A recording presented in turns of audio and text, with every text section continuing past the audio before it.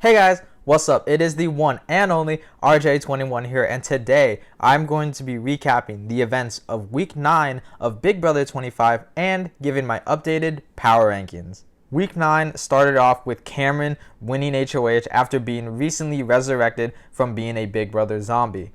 In contrast to Cameron's previous HOH, which was full of chaos and mystery, Cameron wanted this HOH to be very blunt and very straightforward, and his plan this week was to have Felicia not be in the jury house. So, to ensure that, Cameron at the nomination ceremony nominates Felicia and Nicole, with Felicia being the target and Nicole being the pawn, as Nicole is probably the only person in the house who could realistically win the power veto and take Felicia off of the block. So, to ensure that doesn't happen, Cameron nominates both Felicia and Nicole. The three of them, alongside Matt, Blue, and America, compete in the BB Exorcism veto competition, which is sponsored by the new Exorcist movie coming out soon.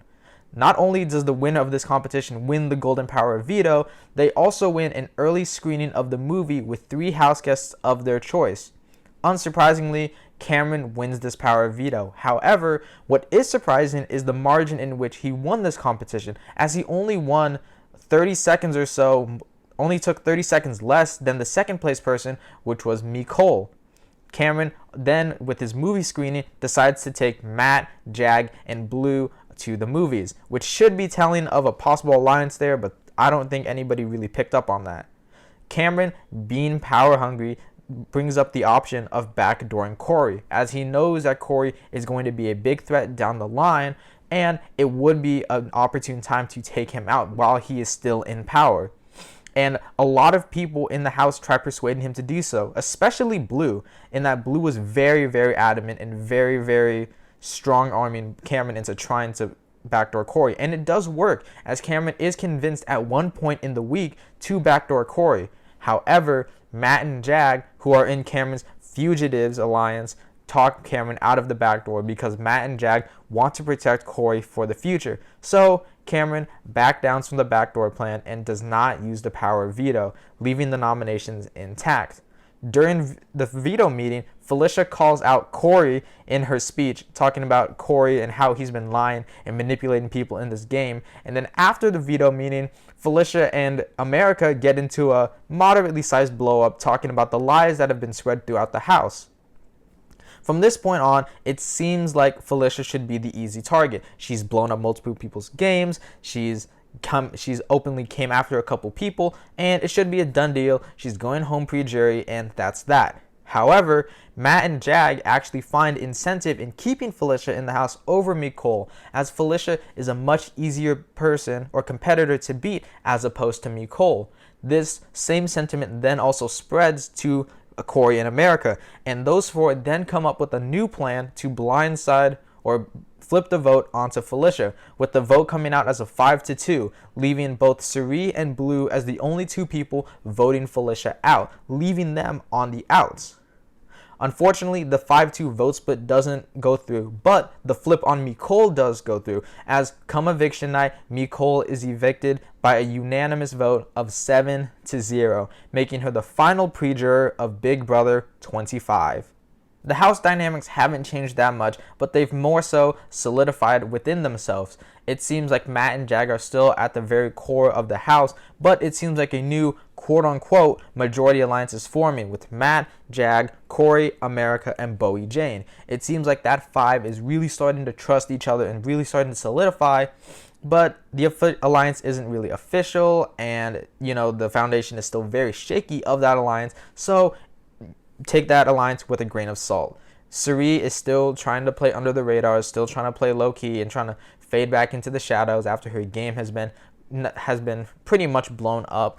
It seems like Blue is still trying to grasp at straws, trying to take Corey out. Corey is still very adamant about taking Blue out, and it seems like Cameron is just kind of sitting back and relaxing, despite him being probably the biggest threat left in the house. So while the house dynamics haven't really shifted that much, it seems like these players are still being very active in not only who they're targeting, but the people that they're trying to align with to get their targets out. Just a quick disclaimer, as always, this video is being filmed after the HOH competition and the nomination ceremony, so I know who the new HOH is and who they nominated, and that will be impacting my power rankings. But with all of that out of the way, let's actually get into the power rankings. At number 10, the most recently evicted house guest and my preseason winner pick, we have Nicole. And words can't even describe how disappointed I am to see Nicole go. Not only go, like, just like be voted out in general, but for her to go home this early and for her to go home pre-jury. Like, she does hold the record for the most days spent in the house as a pre-juror, or like the most days spent in the house being a pre-jury boot, and that's obviously a consolation prize for her time being in the house. But I'm so disappointed that she went home this early. I had so much faith and so much confidence for her to win this game. I really truly think that she does have the skill set to win Big Brother. I feel like the only issue with her game this season was the cast. I feel like if she's put on any other cast, she probably makes a much deeper run or even wins. I think on a season like maybe like a Big Brother 20, a Big Brother 23, maybe like a Big Brother 18, something like that. One of those seasons where the gameplay wasn't as fast-paced and as rapid, I think Nicole would have done much better. This house was like very like situationally like oriented and very like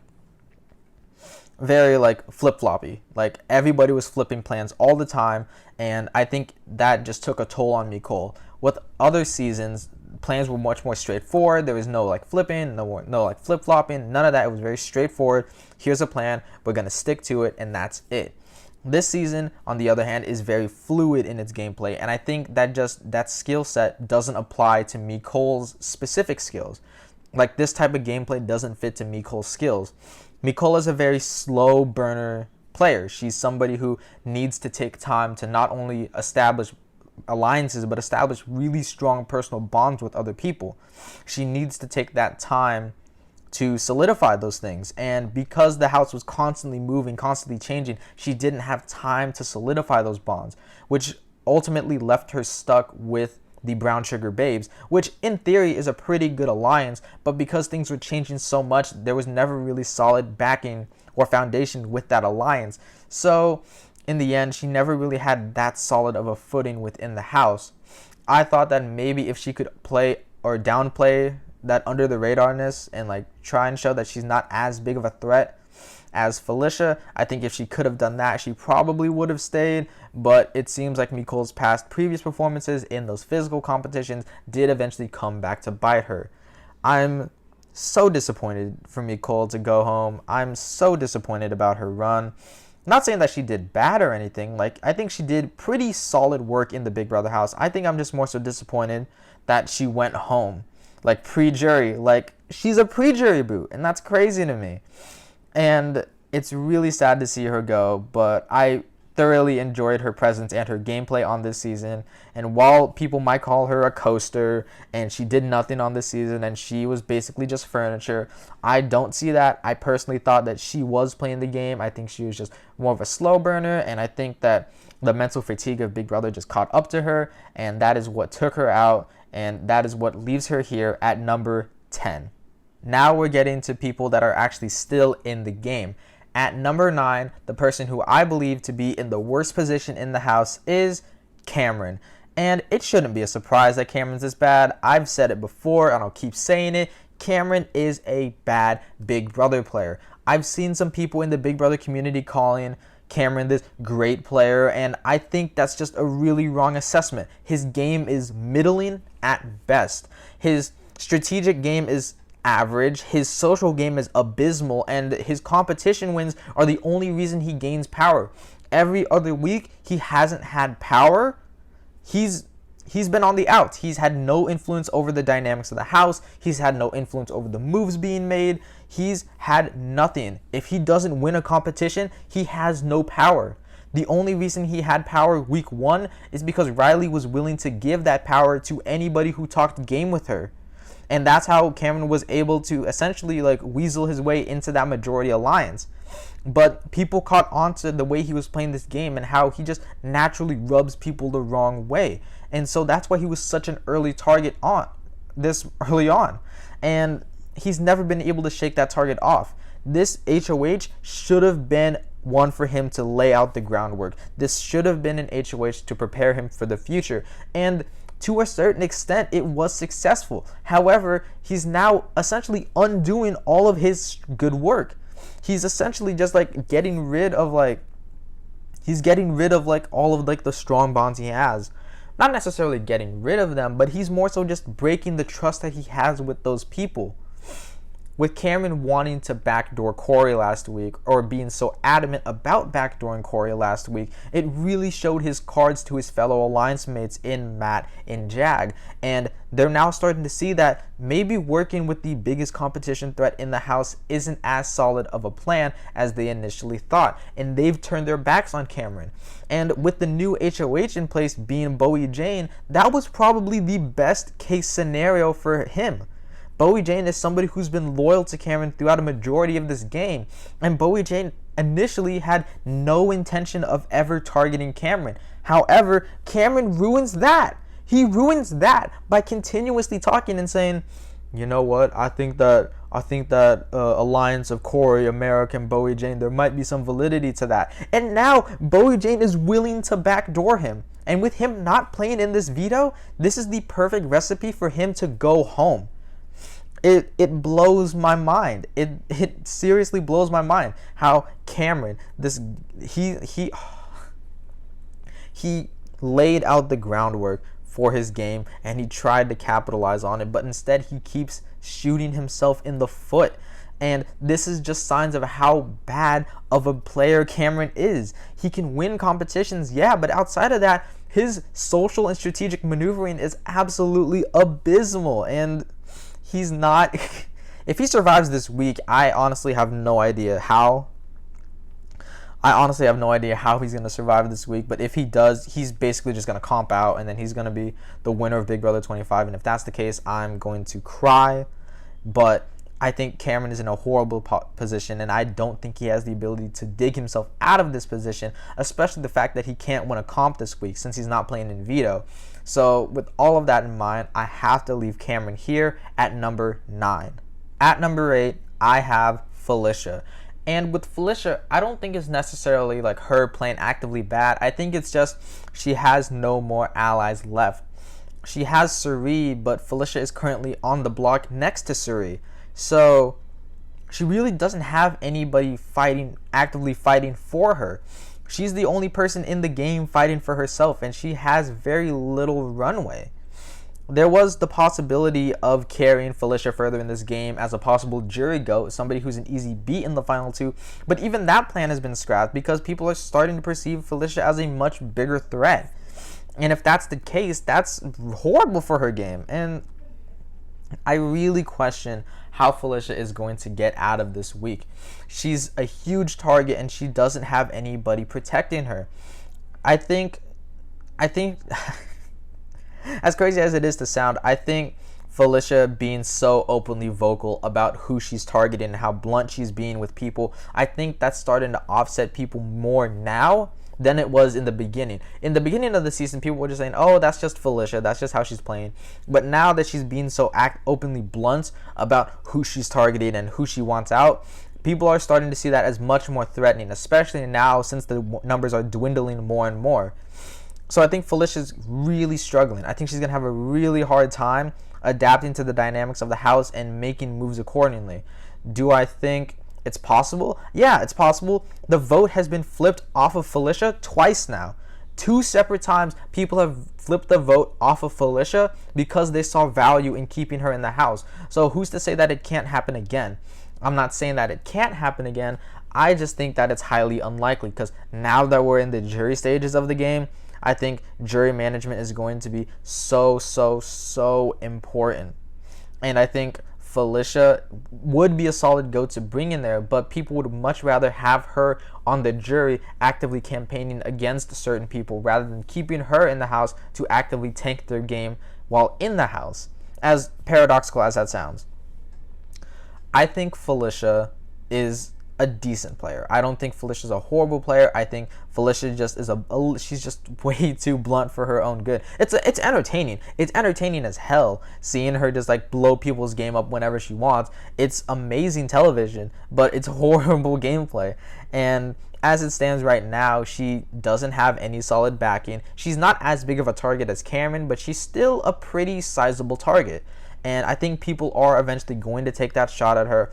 And I really, really don't see her making it far unless she somehow comps out. And it is a possibility considering how she did almost win this HOH comp being a quiz comp and these comps getting more mental towards the end. I really think that there is a slim possibility of Felicia winning the competitions necessary to reposition herself, but I just don't see it in the near future. And for all of those reasons, I have to leave Felicia here at number 8.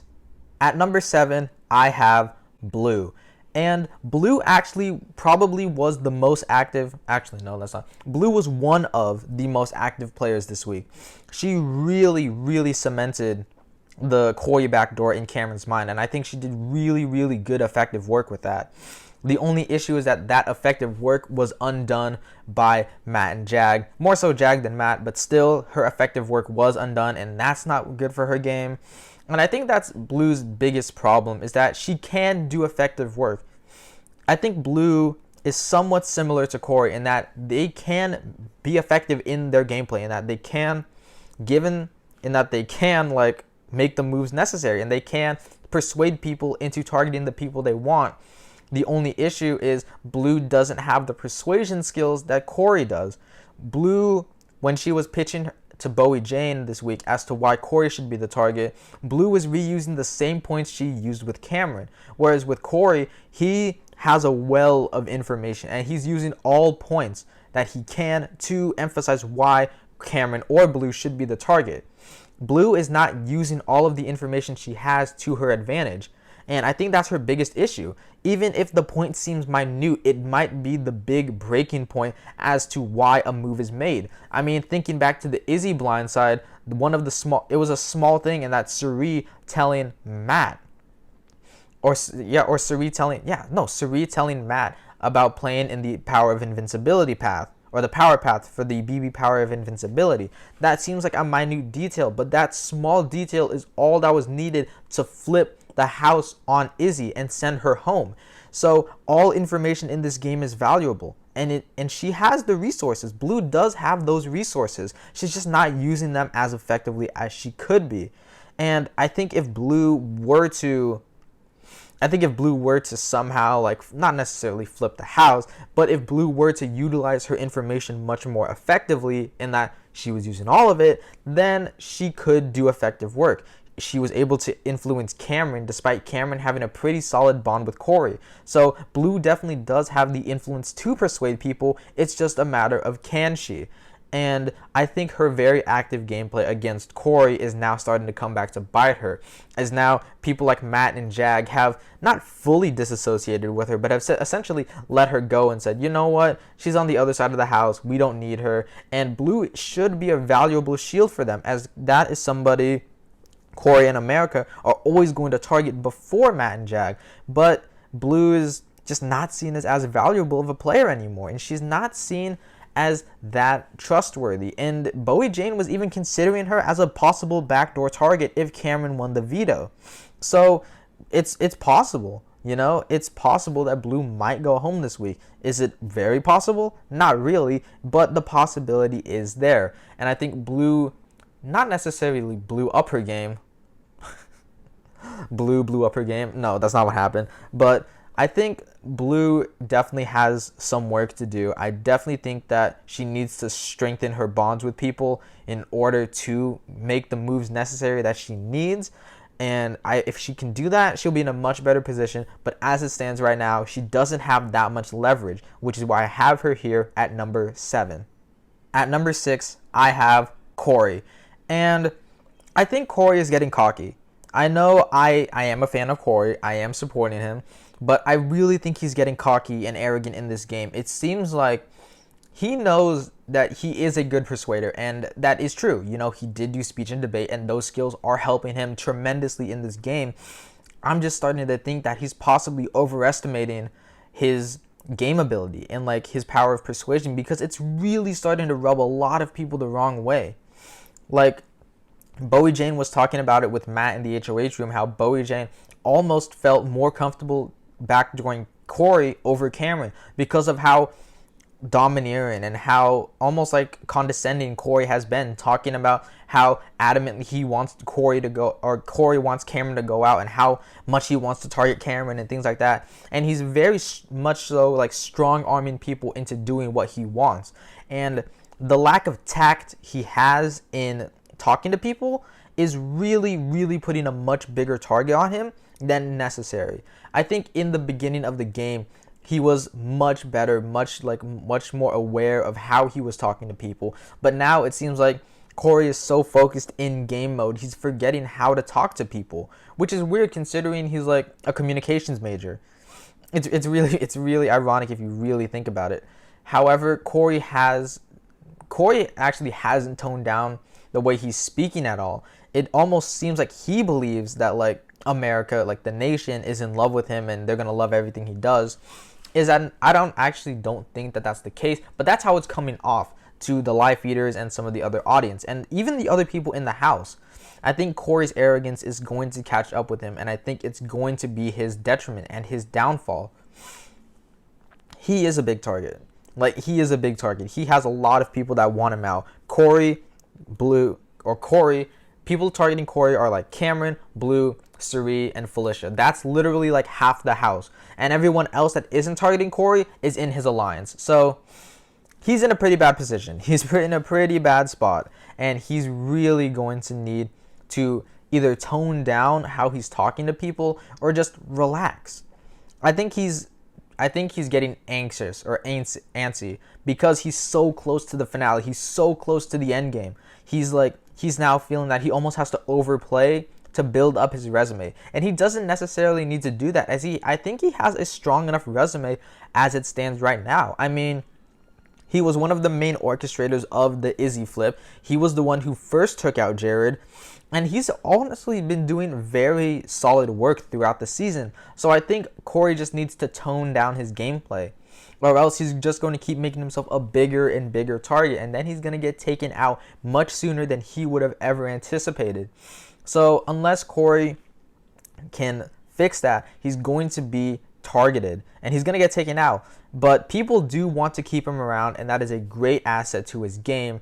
And I think because so many people want to keep him around, that's why I have him much higher than people like Blue, Felicia, and Cameron. As while Corey is a big target like them, people want to keep Corey around, unlike the previous three people I just mentioned. So that is a huge help to his game, and that's why I have him here at number 6. At number 5, I have America. And I wanted to put America higher. I almost bumped her up higher, but I think because of her close tie with Corey, I had to keep her below. I don't think America is riding Corey's coattails. I think people who are saying, oh, America's just riding Corey to the end, I don't think that's the case. I think America is, while she is basically Corey's number 1, I think she is playing her own game, and I don't think people should be underestimating her like that. While if people were underestimating her because she's not that big of a threat, that would be great. But because people are underestimating her because she's not playing the game, that's horrible for her. Especially now because we're going into the jury phase of the game where people's perception of your game is of the utmost importance. And if America has that perception of her and she can't shake it off, she's going to have no chance of winning this game, sitting next to basically anyone. While she could make the claim that she was working with Corey and they were making moves in tandem with one another, the jury's not going to believe that. Unless Corey is actively being like, yeah, it's true. Unless he's doing that, they're not going to believe her. And that's horrible for her jury chances. But looking at her position in the game as of right now, it's pretty solid. Not the best, but it's pretty decent. You know, she has the same alliances as Corey, but she's not as big of a target as Corey, which is playing up her game in dividends. She's doing great as of right now. It seems like she's not actively anybody's target, as she's able to use Corey as a shield. Obviously, Corey going home is horrible for America's game because then she doesn't really have that shield in front of her, and then America's the next biggest threat behind that, and so that's horrible for her. But I do think that America is able to do effective work. I do think that America can use the information she has to her benefit. I think her and Corey have the same targets in mind, And the two of their games are very, very intertwined with one another. And I think that's what's feeding into the narrative that America isn't do anything and America is riding coattails. I think that's what's feeding into that narrative. And I think America needs to somewhat start playing more independently. But I still think she's playing her own game. I still think she's doing very well. And I still do think that given the right moves and the right circumstances, I think America realistically does have a real shot of winning this game. She's pretty solidly aligned with like one side of the house. The other side of the house isn't necessarily targeting her, but rather targeting Corey. So as it stands right now, she's in a pretty solid position. I just fear that she might be getting a little too comfortable with that position. I do think she needs to play a little more actively. Not as active as Corey, where Corey's basically being like, this is what needs to happen, or things like that. But America definitely does need to play just a tad bit more, maybe a little bit more openly active. And I think that would help her perception, and I think that would help strengthen her position within the game, which is why I have her here at number 5. At number 4, I have Suri. And Suri was the person I considered putting below America. However, I do think Suri has done a very good job at repositioning herself within the game. Whenever I talk about like repositioning yourself, I'm usually referring to like changing like your like perception or like who you're like your threat level within the house. And I think Suri has done a great job of that. She's recognized that her game got blown up and she needs to fade back into the shadows. And she needs to play more low-key, more passive. And she's doing that to great regards, to the point where everybody's like, we can bring Suri further into this game and it not be a threat to us. With Suri being on the block, she should be the target, right? Like, she's a Survivor legend. This is her first time on the block, and she's made very big moves in this game. Like, Suri should be the target for this week, but somehow nobody in the house, except for maybe Bowie Jane, the person who put her up, are actually actively targeting her. Everybody has other targets outside of Suri, and if Suri can maintain that low threat profile, I think she's going to go much further into this game. My only fear about her is that she doesn't have any sort of end game. She doesn't have anybody who will solidly bring her to the end. She might have Matt. She might have Bowie Jane. She might have Felicia. But those are all mights, you know? And those are, with none of them being true guarantees of actually taking her to the end, I fear if it's possible for her to get to the end game. I fear that she doesn't have the leverage she previously had to ensure her to get to the end. She had all of these people in the past who wanted to bring her further to the end. She had Jared, she had Izzy, she had Nicole, and to a certain extent she had like Riley and Heisem and things like that. People who wanted to take her to the end, but she doesn't have any of that anymore. She's stuck in this house with people who actively don't want to work with her. Not necessarily against her, but not work alongside her. And that is horrible for her game. Do I think she'll be able to better her position? Absolutely. She's done it in the past. She's going to do it again. I have full faith, full confidence that she can do that. It's just a matter of like, will she be able to do it soon enough? Because now that we're in like the jury stage of the game, this game is going to get a lot more fast-paced and intense. More so than it was in the beginning. Even though it was so crazy and so chaotic and hectic in the beginning, I really think that Suri has the opportunity and the ability to improve her position. As it stands right now, though, she's not in that great of a position. She does have great inroads with people, but she is on the block. And that's always a concerning position to be in. And if things go awry, she could be the first juror. Maybe that's for her benefit, though, because she's not really enjoying her time in the house anymore, as it seems. But in terms of the game, I think Suri is not in the best position, but a solid enough position where she should make it a little further. But if she wants to extend her shelf life in this game, she's going to need to change some things up and switch up her position. And because of that, I have to keep her here at number 4. At number 3, I have our current HOH, Bowie Jane. And realistically, Bowie Jane should not be in a good position leaving this HOH. She was very solidly in the middle of the house. She had trust on both sides, and her being HOH, she now actively has to burn at least one side of the house. However, she's not. If she's able to take Cameron out this week, everybody playing in the HOH will be targeting each other, and Bowie Jane will be perfectly back under the radar, back in the middle where she should be. I think Bowie Jane, as the game has progressed, has started playing more and more actively. I think her getting blindsided at the red boot was the catalyst for her starting to play the game more actively. She's been a lot more involved in game talk. She's actively reaching out to people and making alliances with people that she trusts. And her, I guess, moral code in the game is that I want to work with people who haven't burned me or done me wrong. And now she's working with America and Matt and Jag and Corey. And I think that's a really strong core that's going to take her to the end.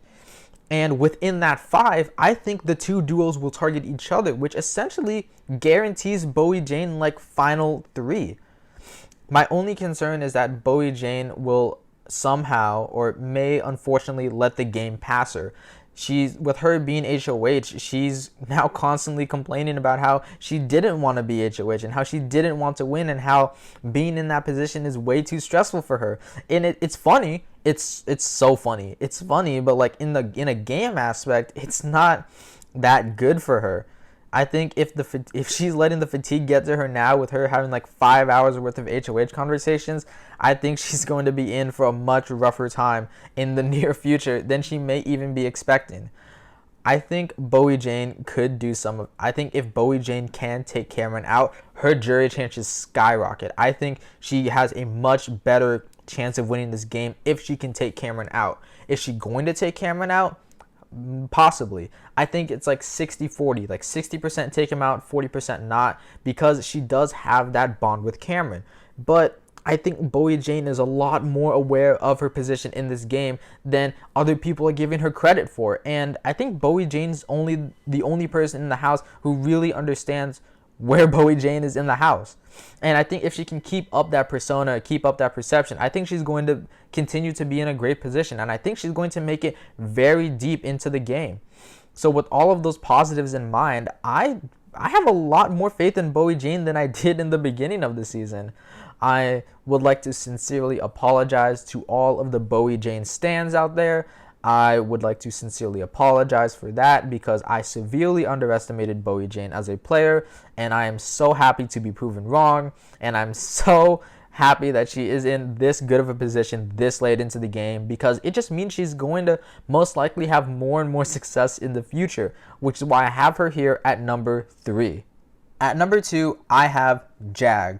And in all honesty, the Minutemen were always going to be the top 2. It was just a matter of which one of them would be number 1 and which one is number 2. And I decided to put Jag at number 2 because I think he's worse positioned than Matt. I think people are actively going to target Jag much sooner before they target Matt, despite Matt realistically being the bigger jury threat. I think in Micole's exit interviews, she called Matt the winner. And if Jag is in a final 2 with the supposed or perceived winner of the season, then that means he's going to be the loser. And I don't know if Jag recognizes that. I think Jag may possibly be blindly loyal to the Matt, where if he does win that final HOH, he would take Matt to the end and then he would lose. I think he would lose handily. I think I would liken the Minutemen alliance to the Renegades. Not in the sense of like one of them is a strategic mastermind and the other one is winning comms to keep them safe. Like that's not what I'm saying at all. What I mean by that is that one of them is getting the credit while the other one is getting the blame. Thinking back to the Renegades, Dan was making all of the strategic moves, making all of the strategic maneuvering, and he received all of the credit. However, Memphis was the one who received all the blame, all the negativity, all of the hurt. He was the one that made them feel bad. And I think that's what's happening with the Minutemen. I think Matt is the one who's receiving all the credit, while Jag is the one who's receiving all of the blame.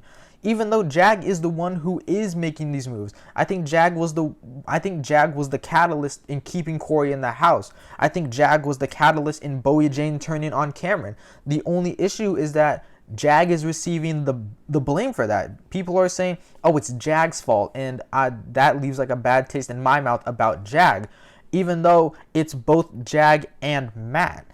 with Jag receiving all of like the bad press, with Jag being like, oh, he's the one who made the move, oh, he's the one who turned against me, Matt is the one who was like, oh yeah, that was Matt's move, that's Matt's credit, yeah, I'm gonna give credit to Matt. And that's horrible for Jag. That is horrible for him. I think realistically, I think Jag needs to take Matt out. Do I think Jag is gonna do that? No. I think Jag is smart enough to make moves independently for himself and not the Minutemen. I think that's why he flipped to keep Corey and not let him get backdoored. Despite Matt wanting to backdoor Corey, Jag knew that it was better for his game to keep Corey in the house. Jag is an independent player. Jag isn't blindly loyal to this final two. Jag isn't. When I say not blindly loyal, I think Jag is not blindly loyal in the sense that he's just going to let Matt make all the decision making. Like, no, Jag is still going to play the game for himself. The only issue is that I think when push comes to shove, I think Jag is going to stay loyal to Matt to the end, and I think that's going to be the reason he loses this game. So unless Jag is going to build the courage to take Matt out, I don't think Jag could win against Matt unless he can take him out. But I really don't see that happening in the near future. But within the game right now, he's in a great position, and I think he's going to stay in that position, which is why I have Jag here at number 2. Now at number 1, the person who I believe to be in the best position in the house, it's Matt. And I think it was Matt. I think everybody knew it was going to be Matt. I think, honestly, as it stands right now, this season, is Matt's game to lose. I think Matt is amazingly positioned in this house. He is well liked, he's well received, he's well respected, and he has a really good shot of making it to the end. He's a physical competitor. He's been studying the days and like the mental comp, so he could possibly do well in those. And it's very likely he could just win out his way to the end. And in that scenario, I think Matt beats a majority of this cast in a final 2 because of just how well liked he is. In Micole's exit interview, she called Matt the winner. Like, if Micole is perceiving Matt as the winner, then other people should also be perceiving Matt as this big threat and as this possible winner threat. However, he's just built such solid bonds with people in the house that nobody wants to take that shot of him because they just like him and respect him that much. And that is paying dividends for his game. It's amazing. He's very amazingly positioned within the house. He has solid bonds with everybody. Cameron would never target him. He has that final 2 with Jag. He has the final 4 with Corey in America. He has that final 3 with him, Jag, and Bowie Jane. He has a really solid bond with Suri. He still has a solid relationship with Blue. Like, he's connected with everybody in the house. Nobody would ever target Matt. Nobody would ever take him out anytime soon. There's a reason why he hasn't been nominated all season, despite him being the biggest jury threat. Because he's just built that genuine and respectable bonds with people in the house. I think if Matt can continue this up, continue solidifying these solid bonds, continue strengthening these relationships, if he can just solidify them and keep them in place, I think he's going to win. I think he could realistically win. Did I ever predict him winning like preseason? No, absolutely not. But he's learned and adapted to this game as it's gone on. And I think if Matt can just continue this trajectory, it's his game to win. Do I think he's going to make those like major mistakes that are going to blow up his game? I really don't think so. I really don't think Matt would ever be in a position where his position is going to get blown up and people are going to flip on him, like what happened to Suri, Izzy, and Jared. I don't think that would ever happen to Matt because Matt's just not perceived as dangerous of a player as Izzy, as Jared, or as Suri. He's just not perceived as that dangerous of a player, despite him being the biggest threat to win. If these players want a chance to win, they need to take Matt out, but they're not. And I think if that continues, Matt's going to win. And because of that, I have to keep Matt here at number 1. Overall, while the house's position is starting to solidify and set itself in stone much more so than the past, I still think this season is breaking down to be a very interesting one. It seems like everybody has their targets pointed at everybody, and everybody's seen as a threat, and everybody should be taken out at some point in the game. And I think this is going to build out to be a very interesting end game. I think that if everybody's a target, everybody has the possibility of going home, which means everybody has a possibility of winning. Obviously, some people are going to have much better chances of winning than others, but still, everybody possibly could have a path to win this game. I think it's just a matter of what's going to happen. Who's going to win the critical comps? Who's going to persuade the people that they need to? Who's going to be able to make the moves necessary to solidify themselves as the winner? And I think in the future, watching all of that unfold is going to be absolutely entertaining. I don't think it's going to be a steamroll. Some people are claiming that it's going to be a steamroll of the Minutemen, but I really do think that this season is still going to continue to produce interesting results, and I can't wait to continue watching it unfold. But that's just my thoughts. Let me know what y'all think. Leave your thoughts in the comment section down below. Be sure to like, subscribe, and share with your friends if you have any of those, and I'll see you all in the next video. Peace.